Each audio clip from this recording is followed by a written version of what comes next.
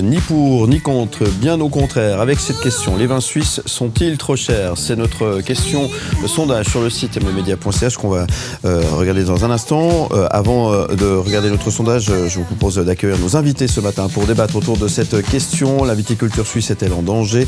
Nous en parlons avec tout d'abord Nathalie Ravet de la Maison des Vins de la Côte. Bonjour. Bonjour. Merci d'être avec nous ce matin. Et Nicolas Josse, directeur de Swiss Wine. Bonjour Nicolas Josse. Bonjour. Merci à tous les deux, nos chroniqueurs ce matin.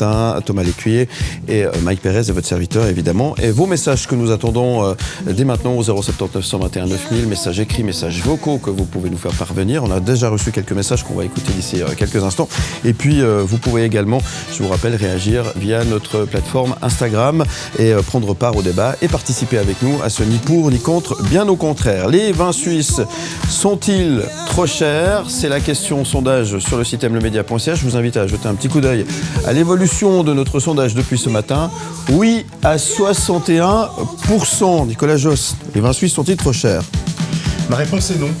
Clairement pas, et je pense qu'il faut comparer ce qui est comparable. Le vin suisse existe dans tout tarif, très bon marché jusqu'à les plus chers, mais on reste dans une catégorie assez faible. Nous, on les estime environ entre 5 et 60 francs pour les prix d'achat auprès du producteur. Ouais. Donc on constate qu'on a pour toutes les bourses.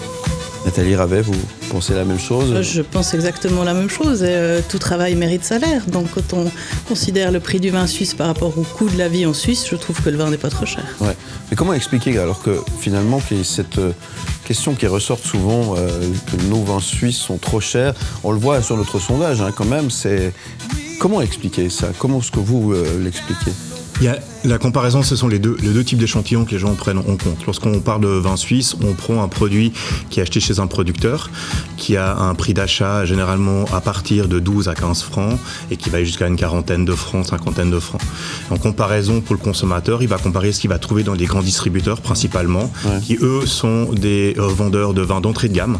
Et donc la comparaison tarifaire et qualitative n'est pas la même malheureusement. C'est un grand souci. Vous rencontrez également ce même genre de schéma finalement, aussi, Nathalie Ravet. Disons qu'à la Maison des Vins, il y a uniquement des vins de la côte, donc je suis moins sujette à ce genre de problème, mais les premières bouteilles de vin à l'emporter sont à 13,50 francs. Pour moi, il n'y a rien d'extraordinaire dans un prix comme ça. Non, effectivement. On va pouvoir en débattre d'ici quelques instants. Avant d'aller plus loin, je vous donnerai la parole, Thomas, vous inquiétez pas.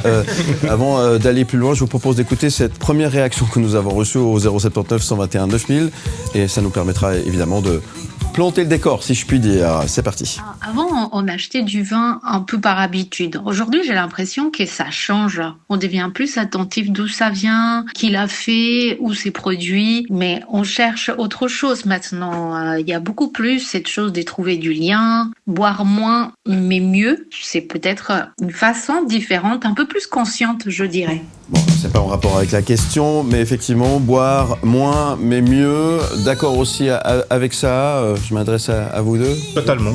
Oui. Totalement. Notre société a radicalement changé. Les habitudes historiques de consommer à midi et le soir, notre 3 ou 4 décis a disparu de la société.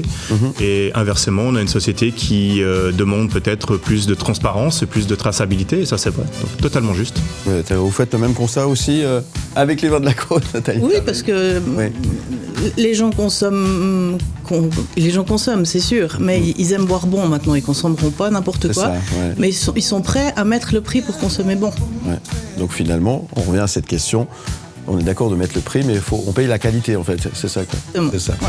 Ni pour, ni contre, bien au contraire.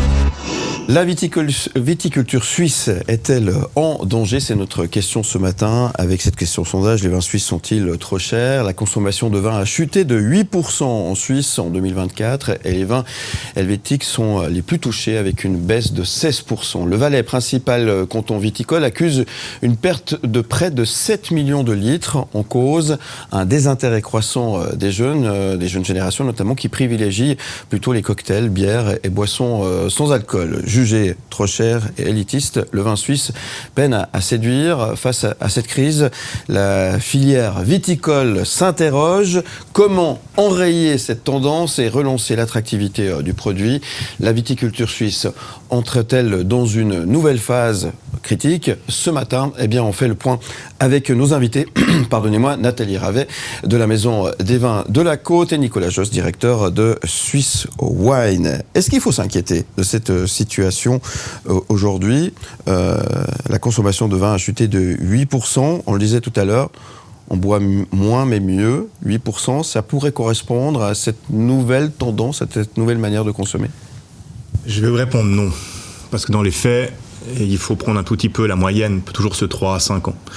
On a une diminution et on est préoccupé par ça et le travail de promotion et le travail de production doit être adapté en conséquence d'une diminution. Mais si on fait la comparaison sur les années antérieures, en 2023, nous avons eu une augmentation. Donc il est possible également qu'on a une correction qui s'est faite sur 2024, qui devrait corriger un tout petit peu la moyenne. Donc ça, c'est pas aussi violent que ça, mais ça ne veut pas dire qu'on ne doit pas prendre en compte cette situation. Et puis, deuxième élément qu'il faut comprendre, c'est qu'on a une société qui change, qui évolue. Le vin ne fait plus partie des habitudes journalières, que les jeunes générations, et ce n'est pas un procès aux jeunes générations, c'est juste comprendre que ces générations, elles ont d'autres attentes. Et elles consomment différemment, elles consomment moins de volume de produits alcoolisés, pour des raisons souvent de santé publique, pour des raisons de conduite, pour des raisons de plaisir, de goût aussi, qu'il faut faire comprendre. Et c'est là aussi où la production, elle évolue, elle grandit et elle adapte l'offre qu'elle propose. Et aujourd'hui, on voit une diversité de nouveaux produits qui arrivent, qui ne ciblent pas les gens qui ont 50 ans et plus. Des fois, c'est mal compris par ces générations-là. On pense aux produits désalcoolisés, on pense aux produits issus du raisin tout court. Au profit de générations plus jeunes qui s'intéressent à la traçabilité, aux produits, mais qui ne consommera pas les mêmes produits que ses parents, ses grands-parents. Ces produits sont peut-être des produits élitistes pour les jeunes, Nathalie Ravet, c'est ce qu'on pourrait comprendre aussi, peut-être? Élitiste, je pense pas. Il faut simplement arriver à les amener à découvrir le vin. Les générations maintenant, c'est quand même des générations qui sont un peu, qui aiment le goût un peu sucré. Donc l'arrivée dans le vin peut se faire avec les vins liquoreux, par exemple. Moi, j'ai beaucoup de gens, quand on était à l'Ermitage à Vufflan, qui buvaient pas de vin, mais volontiers un verre de vin liquoreux. Après, maintenant, on a les vins désalcoolisés qui arrivent. Je pense qu'il y a moyen de faire quelque chose avec ça, mais en les considérant comme une boisson à part entière, pas comme un substitut de vin, parce qu'on retrouve pas exactement le goût du vin. C'est quand même pas la même chose. C'est pas la même chose, mais c'est une boisson qui, pour moi, a un rôle social et convivial à jouer. Et je pense qu'il faut qu'on s'y intéresse vraiment. Thomas Lécuyer, vous êtes impatient, on vous écoute. Oui, je suis impatient parce que quand vous avez parlé tout à l'heure du prix des vins suisses, moi, qui suis binational, j'avoue que je trouve qu'il y a un vrai problème, je trouve, dans les gammes de prix. Moi, je trouve, notamment pour les usages quotidiens, le vin quotidien, comme on dit, une bouteille à 13,50 ou à 15 francs, je suis désolé, mais quand on compare avec ce qui se fait juste à côté, où on a des très très bons vins de soif ou des très bons vins quotidiens à 6, 7 euros la bouteille, et qu'on retrouve en grande surface, d'ailleurs, ici en Suisse, à moins de 10 francs. Là, je trouve qu'il y a un vrai enjeu. Je précise ma pensée parce qu'en fait, il y a plein de vignerons indépendants et de vigneronnes indépendantes en Suisse qui font des vins de soif, des vins quotidiens comme ça, qu'on prend plaisir à boire un verre pendant le repas, à moins de 10 francs, mais on les trouve pas. Pour les trouver, il faut chercher des mois, aller directement chez les vignerons ou les vigneronnes. On les trouve pas en grande surface. Il y a des problèmes de distribution à ce niveau-là. Et je trouve ça dommage parce que du coup, effectivement, on a la perception que le vin suisse est trop cher. Quand vous allez en magasin et que vous avez 10 vins à moins de 10 francs et que le premier vin suisse, il est à 13 ou à 14, le choix, il est vite fait. C'était une grande question. Ça démontre peut-être qu'il y a une certaine méconnaissance, un tout petit peu, de comment on fixe un tarif d'un produit. Et il ne faut pas oublier peut-être qu'avant tout, on faisait une comparaison avec nos collègues européens, même de proximité comme la France voisine, ou l'Italie. Le coût du raisin à la vigne n'est pas le même, et radicalement pas le même, rien que par le coût du personnel. Vous avez un ouvrier agricole en France, c'est le SMIC. Donc vous êtes en grosso modo à 1400-1500 euros. Un ouvrier agricole en Suisse, le prix minimum en Suisse, c'est 3500 francs. Donc on est déjà à 2,5 fois plus cher un salaire pour votre collaborateur agricole. Au-delà de toutes les normes après qui arrivent en plus, qui vont rajouter des contrôles supplémentaires. Donc on ne pourra jamais avoir un produit à prix équivalent en Suisse, juste parce que le coût de la vie en Suisse n'est pas le même que nos collègues européens. Donc ça, c'est un gros facteur que les gens doivent comprendre, c'est qu'on vit dans un pays extraordinaire où les gens gagnent leur vie, Je ne dis pas qu'avec 3 500 francs, on gagne très très bien sa vie, qu'on soit très clair, au contraire. Mais dans les faits, moins, rapport au niveau de vie, c'est moins d'un SMIC en France. Hein. Le problème est plus compliqué. C'est un autre sujet. Mais, et donc là, on a un grand facteur qui est là-dessus. Deuxième élément, climatiquement parlant, on n'a pas les mêmes défis aussi. Lorsque vous parlez de vins qui sont d'entrée de gamme et pas très chers, c'est rarement des vins qui sont dans la zone alpine, comme nous, on l'est dans le centre de la Suisse. C'est aussi qu'on a des climats plus difficiles, le travail à la vigne est très important, et on passe beaucoup plus de fois, et à la main, on n'est presque pas mécanisé par rapport au sud de la France, par exemple, pour travailler les vignes. Donc le coût d'exploitation explose également. Donc c'est normal qu'on a un report de ce coût de production qui se trouve sur le bouteille. Et des volumes aussi. Hein. Des volumes. Ouais, des volumes. Évidemment.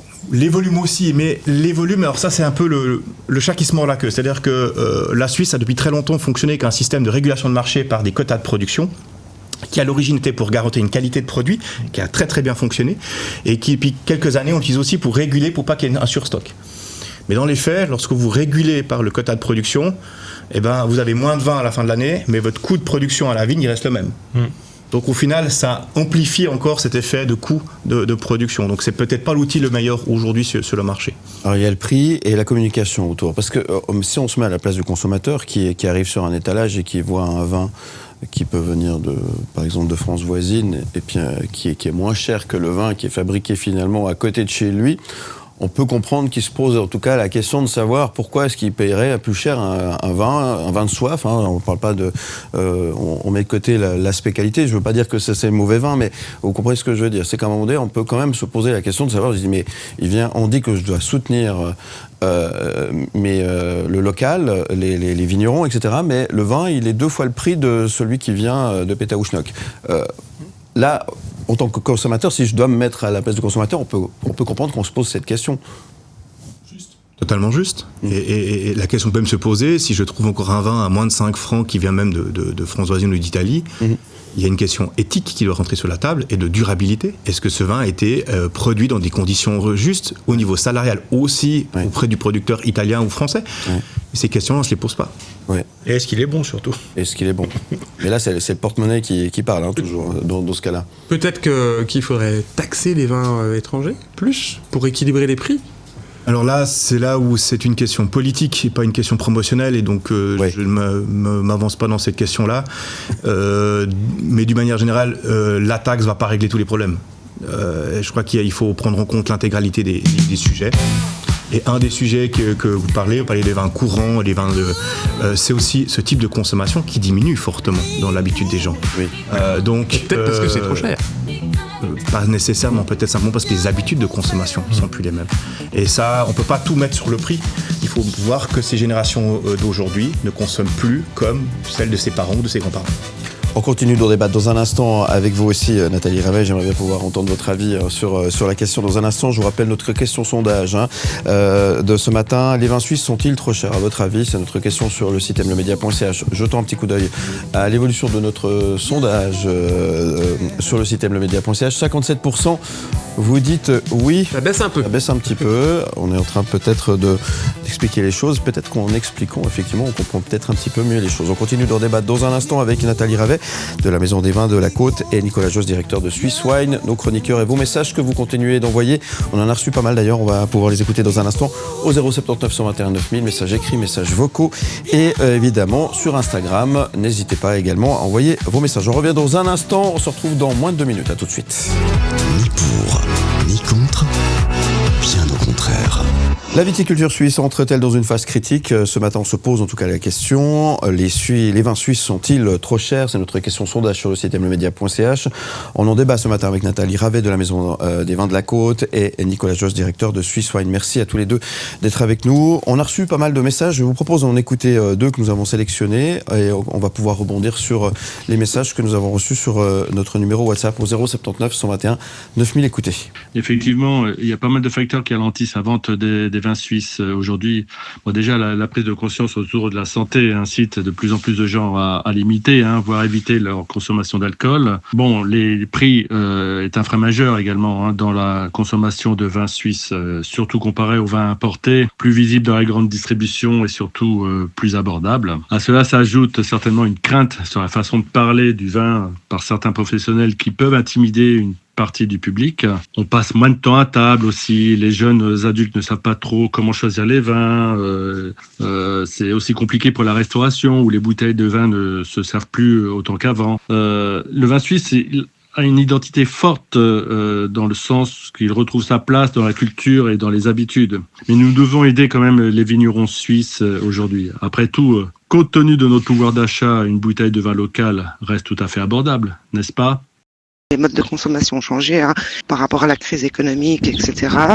Je pense que la consommation de vin est une des premières choses qui est impactée, pas forcément par rapport à son prix, mais en même temps, quand on regarde les offres promotionnelles de vin, quand on va dans des magasins discount et quand on voit les promotions sur le vin, des vins italiens, espagnols et j'en passe, effectivement, il y a plus de promotions pour les vins étrangers avec des prix défiant toute concurrence. Voilà. Nathalie Ravet, je vous vois fermer les yeux, je vous vois taper les doigts. Il y a des choses qui vous énervent dans ce qui a été dit. Oui, il y a des choses qui m'énervent parce qu'on parle du prix du vin, mais au fait, on pourrait parler du prix de tout. Le prix du kilo de courgettes bio suisse par rapport au prix du kilo de courgettes importé d'Espagne. Le rapport est exactement le même. Maintenant, il y a des grandes promotions sur les vins rosés dans certaines grandes enseignes, mais le prix de base d'un rosé de Provence, un bon rosé de Provence, c'est 25 francs. Et il y en a de plus en plus dans les étalages, ça choque personne. Alors bien sûr, ils font du 20%, du 30%, mais les gens vont quand même les acheter, sinon ils ne seraient pas dans les rayons. Donc en quoi une bouteille de bon rosé suisse à 20 francs, on a du super bon rosé suisse. En quoi c'est trop cher ? Là, j'adhère pas. Et l'argent, les gens l'ont. Ils partent en vacances, ils partent en week-end. C'est pas une question de pouvoir d'achat, c'est une question de changement de consommation. Les 30 000 personnes qui ont couru les 20 km de Lausanne, pendant 3 mois, ils n'ont pas consommé une goutte d'alcool. Parce qu'ils préparent le corps. Et puis juste avant, il y a eu le Dry January. Donc en fait, pendant 4 mois, en tout cas, il n'y a pas de consommation d'alcool de la part de ces gens-là. On doit pouvoir leur proposer autre chose. C'est pour ça que je cours pas. Mais est-ce que finalement tout ça c'est pas un problème publicité finalement, Nicolas Josse? Est-ce que c'est pas ça finalement donner un côté peut-être plus fun et puis une communication qui s'adresse finalement et qui cible un peu mieux finalement nos produits, quoi. Alors en partie, bien sûr, c'est aussi une des missions de Suisse Promotion, et d'ailleurs la question de stratégie de promotion, elle est totalement rediscutée aujourd'hui vu les résultats qu'on a, et je pense que c'est totalement juste de réfléchir qu'est-ce qu'on veut communiquer sur nos produits, et en même temps, ce qu'on doit réfléchir, c'est qu'est-ce qu'on veut produire aussi pour ces consommateurs. Ça, c'est la question du producteur et des organisations interprofessionnelles. Qu'est-ce qu'elle veut offrir aussi aux consommateurs. Nathalie Ravet parlait tout à l'heure d'arrivée de nouveaux produits comme les vins désalcoolisés. Ça se développe de plus en plus. Ça fait partie aujourd'hui de l'offre qui peut être intéressante. Et je pense qu'il y a une dualité. Il y a la communication qui doit s'améliorer, qui doit aller toucher beaucoup plus peut-être le consommateur, en faisant attention qu'on ne fasse pas non plus un effet soit de greenwashing ou respectivement de young machine, parce que c'est un petit peu ça qui va arriver. Le but, c'est pas boire pour boire. Je crois que là-dessus, un de vos intervenants audio a dit tout à fait juste, c'est la prévention fait un très gros travail aujourd'hui contre la surconsommation de produits alcoolisés auprès des jeunes, et on peut que s'en réjouir que ce travail fonctionne puisque le résultat est là. Mais bien sûr que ce sera aussi au détriment peut-être de nos produits qui eux ont plutôt une culture de consommer raisonnable et raisonnée qui est un petit peu différente des botellonnes et consorts. Mike Perez. C'est vrai qu'on boit différemment, il faut aller chercher les jeunes. Alors, 2 éléments qui doivent vous rassurer, c'est que Arvinis a tiré un bilan extrêmement positif au niveau de la fréquentation des jeunes. Et c'était un constat de dire, voilà, on a vu que les jeunes s'intéressaient effectivement au vin. Ça ne veut pas dire qu'ils vont forcément en boire beaucoup, mais au moins ils s'y intéressent et ils sont peut-être un peu plus attentifs à l'aspect vin et pas uniquement donc bière, moins mais mieux. Bière ou autre. Ça, c'est un autre élément. Je vous rassure aussi, c'est que dans les jeunesses campagnardes vaudoises, ils boivent toujours autant de blanc, donc soit la relève est assurée. Ça, c'est une petite parenthèse en forme de clin d'œil. Mais c'est vrai, se boire moins mais boire mieux. On a souvent eu des discussions ici autour de l'artisanat, on en revient à ça, quoi. Plutôt que d'aller acheter votre pain en grande surface, aller chez un vrai boulanger, chez un artisan boulanger. Et là, c'est exactement la même chose. Et du moment que vous privilégiez la qualité, et là, je vous rejoins parfaitement, allez chez un distributeur de vin, pas forcément une grande surface, mais quelqu'un qui va vous vendre de la qualité. Si vous voulez de la qualité, qu'elle soit française, italienne ou espagnole, vous allez payer bonbons. Donc, vous serez dans les prix des vins suisses. Donc, du moment où vous avez de la qualité et aussi effectivement avec des vins étrangers, vous serez forcément dans des prix. On parle là, alors là, je parle de la gamme de plus de 50 francs la bouteille, hein, évidemment. Mais je pense pas que le vin suisse soit effectivement cher, ou en tout cas plus cher, finalement, à qualité égale que les vins étrangers. Ouais, la qualité, ça se paye. Et là aussi, Dieu sait si on a des très très bons vins dans notre région, mais ça des fois, on a tendance à se dire, ça vient d'ailleurs, donc c'est meilleur. Hein, on aime bien un peu d'exotisme. Et ça, on a tendance un petit peu à l'oublier. Il y a là aussi un peu de com à faire autour de peut-être ce réflexe qui est pas toujours juste, et qui est rarement juste d'ailleurs, Nathalie Ravet. Alors, de nouveau, à la Maison des Vins, on n'a que des vins de la côte. Donc, oui. Pour moi, c'est un terrain... Alors, peut-être de façon générale. Non, mais c'est un terrain qui est très intéressant parce qu'il y a beaucoup d'étrangers qui viennent, qui découvrent le vin suisse, qui n'ont aucune idée de ce qu'on peut faire en Suisse. Mais qui ne savaient même pas qu'il y avait du vin en Suisse. Voilà, ils ne savaient même pas, mais nous, on est posés au milieu des vignes. Donc, ils voient ces vignes, mais je suis là aussi pour les conseiller, puis leur expliquer le chasselas, avec quoi on boit le chasselas, comment ça se présente. Et puis toute cette diversité de cépages qu'on a la chance d'avoir. Ça va du chardonnay au viognier, au cabernet franc.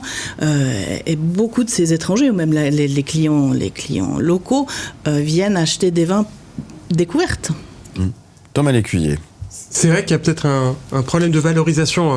Moi, ça fait 20 ans que je suis en Suisse. J'ai découvert, mais vraiment découvert. Et puis, au fur et à mesure des années, l'œil de perdrix, la petite Arvienne, l'Humagne, mais ce sont des merveilles. Pour citer que ces trois vins typiquement suisses, ce sont des vraies merveilles qui sont peut-être pas assez valorisées, pas assez mises en avant auprès du grand public. Il y a peut-être un travail de communication vraiment à faire pour que ces produits-là aillent à la rencontre des consommateurs. Parce que c'est compliqué de devenir un consommateur éclairé. Ça prend du temps, il faut faire des recherches, il faut aller chez des petits cavistes plutôt que dans le supermarché.